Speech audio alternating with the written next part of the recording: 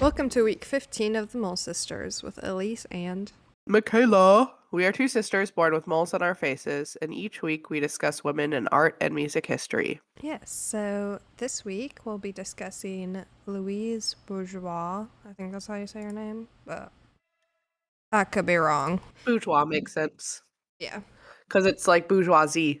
bourgeoisie or Bourardi, Chef Bourardi. Chef Boyardee. That's what it was. Yeah, The French said, "Fuck Chef Boyardee," and that's what caused the reign of terror. yeah, yeah. Louise. She Louise. was obviously French. She was, What?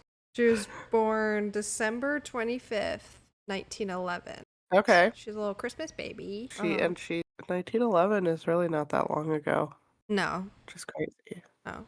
She lived within our lifetime. And within our lifetime? Yeah, and I'll get into She it. lived? What? Yeah, Okay, she keep going. she lived a long time. But she was a French American artist known for large-scale sculpture and installation art, but she was also a painter and a printmaker. So she Okay. dabbled in quite a bit.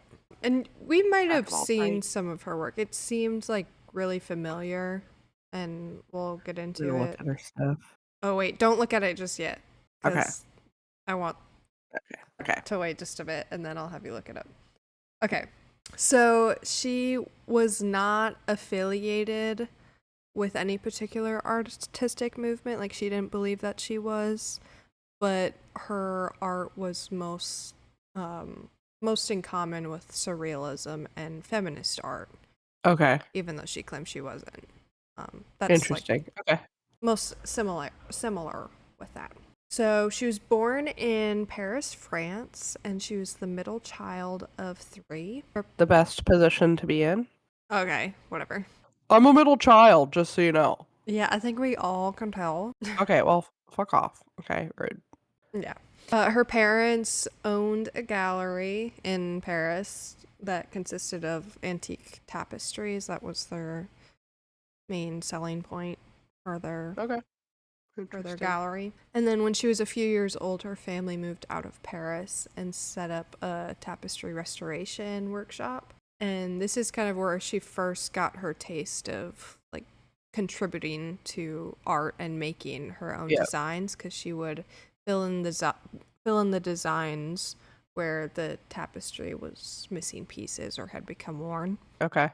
I'll talk about it later, but a lot of her art was influenced by her childhood trauma, Okay. and a lot of this was attributed by her father. Her father was not a good man. Okay. He- So is this like a we need to rally the troops and beat the shit out of his headstone bad? Or maybe piss on his headstone, give him the Ronald Reagan treatment? Sure. Okay. I feel like Cool.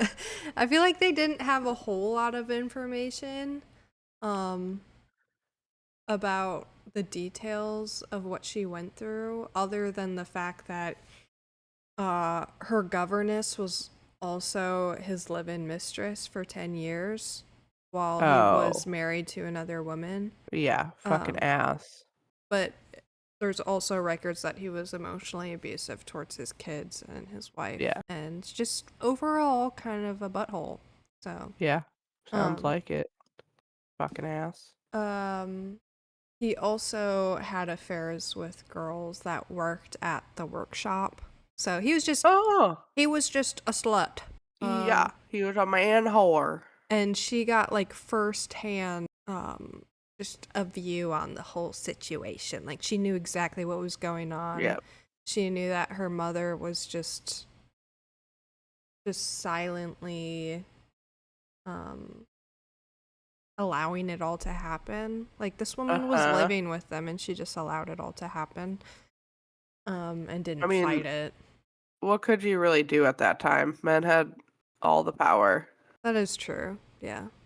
But it did And kind like, of like she grew kind of a resentment towards both of her parents, well, yeah. because she felt as if her mother was just being a bystander and allowing their kids to go through this as well. That's fair. Yeah. She also grew up around World War One time, and so she had that Yeah. firsthand experience with violence and seeing injured soldiers, Yeah. which also influenced her work later in life as well. When she was 19, she went to school to study math and geometry, and she really liked to study mathematics because it was just strict rules that you were following and nobody could change them. She does seem like she had a little bit of OCD just because Okay. she really liked things to be perfect. That's why she liked math so much because like she could find the perfect solution and it was Uh, just like straight answers. yeah. There was no room for adjustment. I mean, she might have also just been very type A, It could have been, but yeah.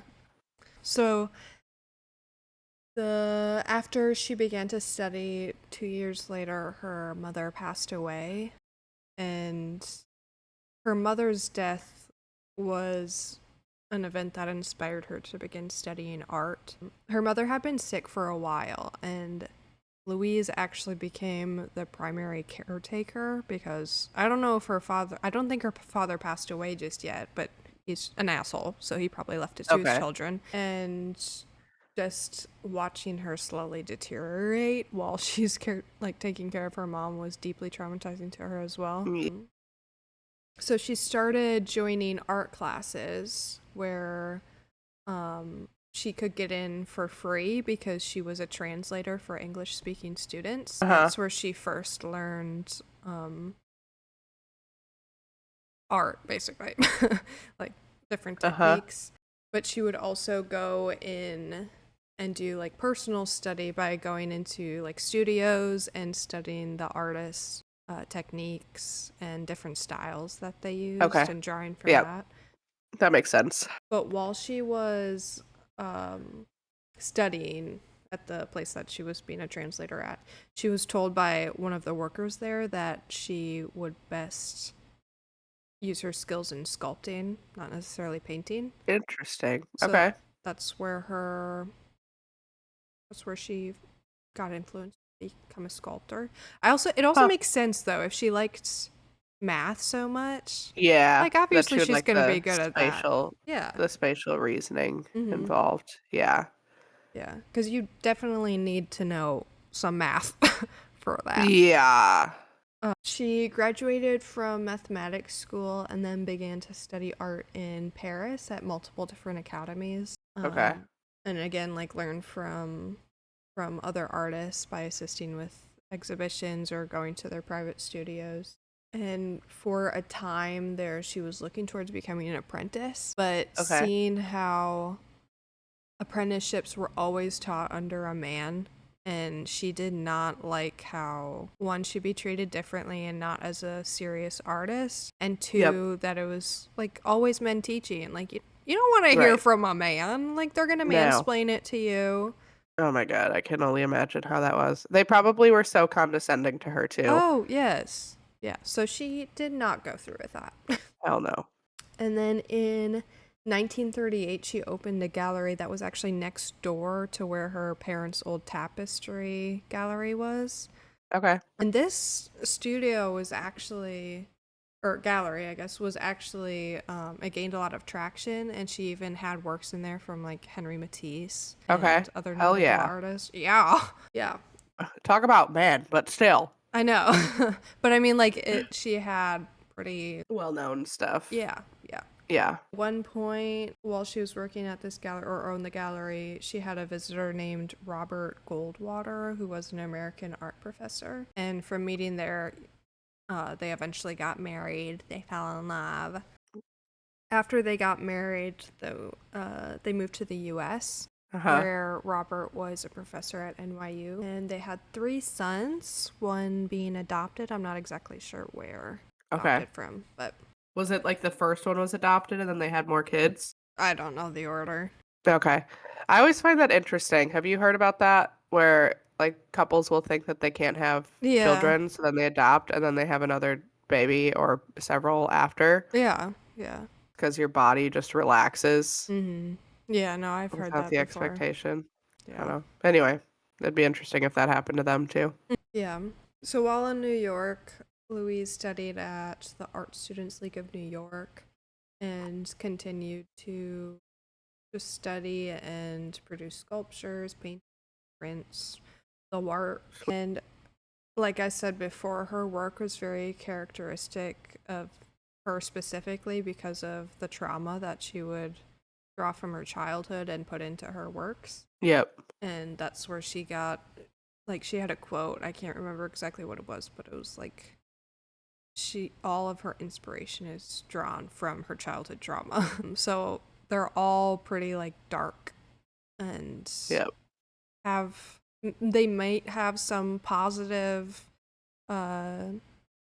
aspects to it, but there's also like the opposite end of it. And Yep. just her most famous work, so this is why I didn't want you to look it up just yet. It's called Maman, or Okay. I don't know how you say it in French, but that also means mother. And you can look it up now. Oh my gosh. It's a giant sculpture of a 30-foot spider. Oh, fuck you. Yeah, it's terrifying. What the hell? And there's like multiple of these spiders. I have many questions. Yeah, so it represents her mother, who was the weaver in the family tapestry restoration business. So that's Uh-huh. where she got some of that inspiration, like for her to be represented as a spider. And then it also signifies her mother being a protector by spinning silk to repair like their Uh-huh. family and her children, but also take the form as a predator, Yep. symbolizing like the nurturing yet complex nature of maternal bonds. So Okay. there's a lot of layers to Interesting. it, but it's just crazy. Yeah. It also kind of reminds me of oh my god, what's that movie called? What's that movie? The one with the little girl who like sees her other mother. Goes to see her other mother. Oh, Coraline? Yeah, it kind of reminds me of Yeah. Coraline because like the mom was a spider. Yeah. Yeah, that makes So I sense. wonder if the movie took Oh, any of that maybe. from her. They're like, who was onto something? Yeah. This lady. Honestly, that would make sense. Actually, I'm gonna look it Her up. work is crazy. I know. It's really cool. Is It Coraline? is. I mean, I hate spiders, but I will see it if it's metal sculptures. Ooh, I just found one that I really like. Okay, it is not from that. It doesn't look like it. Coraline wasn't. It, Okay, they said that it was inspired by the Victorian story, The New Mother. interesting. Well, I mean, I feel like it would make sense if they did take it from that, but whatever. So in 1945, she was featured in a women's art exhibition, which Okay.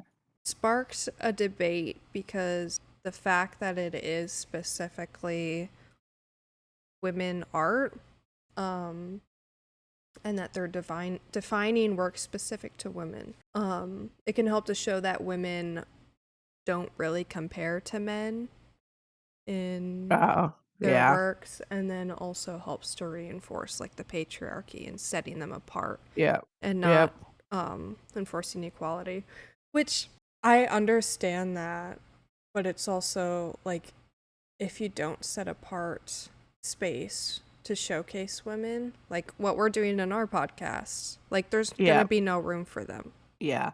Well, yeah, because the field is so saturated with men, and really any field is saturated with men. I feel like I'm in one of the unique fields that isn't in education, but um, I do understand that though, because art is supposed to be subjective, Mm-hmm. and you're supposed to see art and appreciate art for what it is, and it should also be like when they're selecting art, they shouldn't be looking at the name Right. at all. So like truly, and when it comes to art, your gender shouldn't matter. I Yeah. also agree that setting the space aside is also good for moving things along.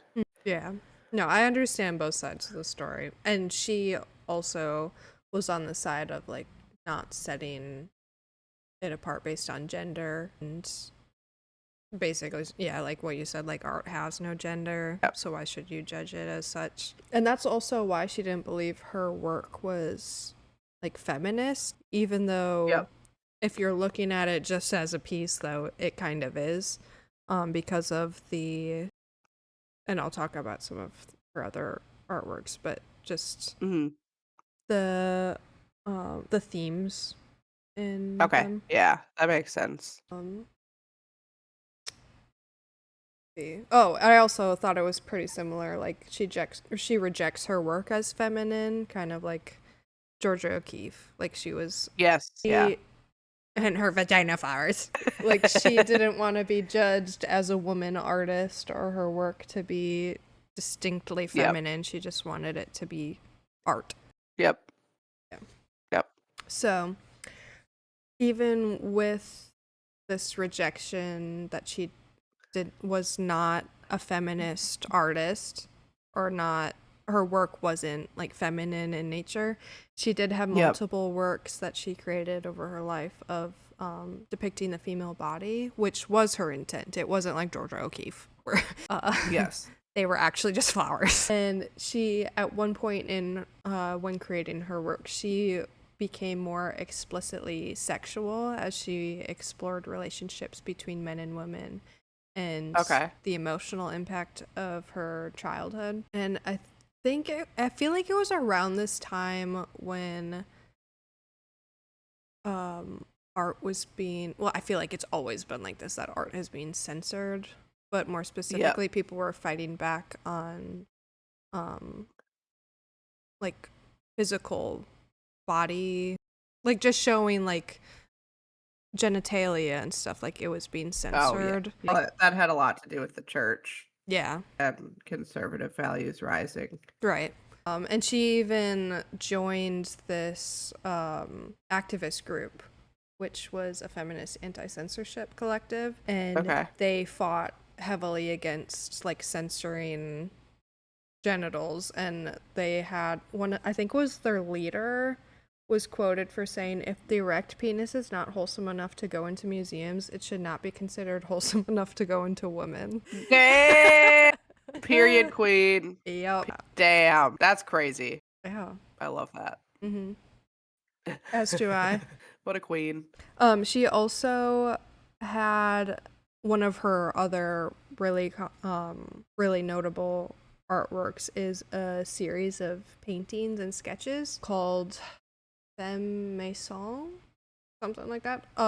It's can be translated into woman house or housewife, and it Okay. features multiple female bodies with houses for heads, and that symbolizes like the collision of domesticity with like individual identity. Huh. Okay. Yep. She can draw from her own life because she Ooh. left her entire life in Paris to move in Yep. with her husband back in the US and then had 3 kids. Yep. What is So, it called again? That one? Femme Maison. It's I got it. FEMMEMEMAISON. Ooh. I do like that. Huh. It's like a whole Yeah, it's line like of a work. Yeah. series. Yeah. Yeah. I like that. Anyway, Yeah.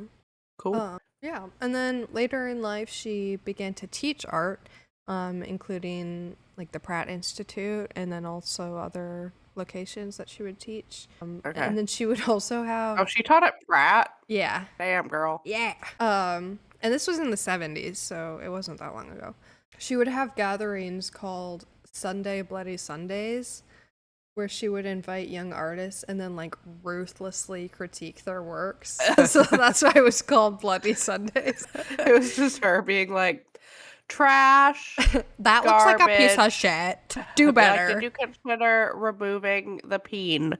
Yeah. That's incredible. I would love to see that, but also I think I would cry. Oh my God. Well, that's basically how it was being a music major. We would have our music performance class, Mhm. and um, that would be when our professors would come out of the woodworks and be like, you need to be working on this and this, blah, blah, blah. Like just Yeah. ripping us to absolute shreds. And Yeah. I'm just a girl. I am Yeah. just a girl. No, I remember. Our high school orchestra teacher. One time we were Yep. like practicing for a concert, and she's like, "I farted the other day, and it sounded like that." Okay, yo, low key, that one goes hard. I might have to use that one on my middle schoolers. I'm not even lying. You know what?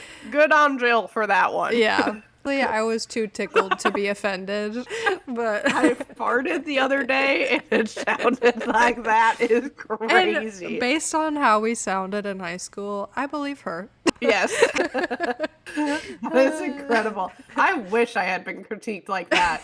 No, I got critiques like, you need to spend a little more time in the practice room. Like, okay, well, fuck you. No, we got that too because we did need more time in the practice room. Well, I also did, Yeah, to be fair. that's See, another now I say that story. to kids. I say that to kids now, though, and they laugh. They laugh at the thought of practicing. Oh my I'm like, guys, god. I'm not even joking even a little bit. Like, please take your fucking instrument home. You sound like hot garbage ass, and it will not get better until you actually practice. Yeah, I have no concept of that. No, should Or they just don't anyway. care. Yes. What was it called? Bloody Sunday or? A Sunday, Bloody Sundays. Yeah, that's what I need. Yeah. I need Bloody Sundays. Mm-hmm. But I need it to be Bloody Monday, Tuesday, Wednesday, Thursday, Friday.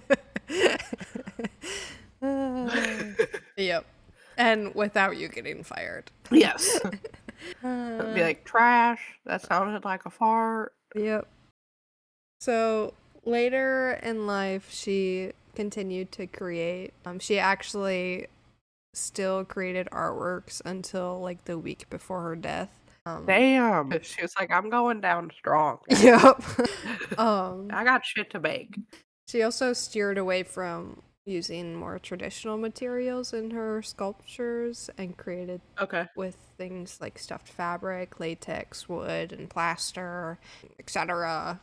And she also, in the last year of her life, she used her art to speak up for the LGBT equality and created. Yes, queen. Yeah, she created a piece titled "I Do," depicting two flowers growing from one stem. It's so sweet. Yeah, I love it. she didn't even live to see gay marriage legalized. No. In the States. Yeah. She was a queen. Yeah, and like I said, her last pieces were finished the week before her death, which was May 31st, 2010. Oh my god. Yeah, maybe she died on my birthday. Maybe she's reincarnated, or her soul went into you because you were already born. yeah. I was going to say I was already 12 by then. And I was turning 12 when she died. Yeah, her husband died in the 70s, and 2 of her sons are still alive today. Dang. Okay, well, I guess that makes sense. I mean, she was 99 when she died. That's crazy. Yeah. But they're like low-key kind of old. Yeah. Yeah. Cool. Yeah. She sounds like a cool lady. Yeah. I wish I could have met her. Yeah, me too. That's how I feel about all these people we're researching. I'm like, I just want to be homies. Yeah, it also makes me feel bad about myself. So I'm like, I have never done this in my life. Oh, yeah. Yeah. I know. Same. It's like very humbling. Yeah. Every time. It is. Yeah. Thank you for listening to week 15 of The Mole Sisters. Check us out on Instagram, TikTok, YouTube, Facebook, or Spotify. And tune in next week. Michaela will be discussing French composer and musician Lily Boulanger. Boulanger. Bye. Bye.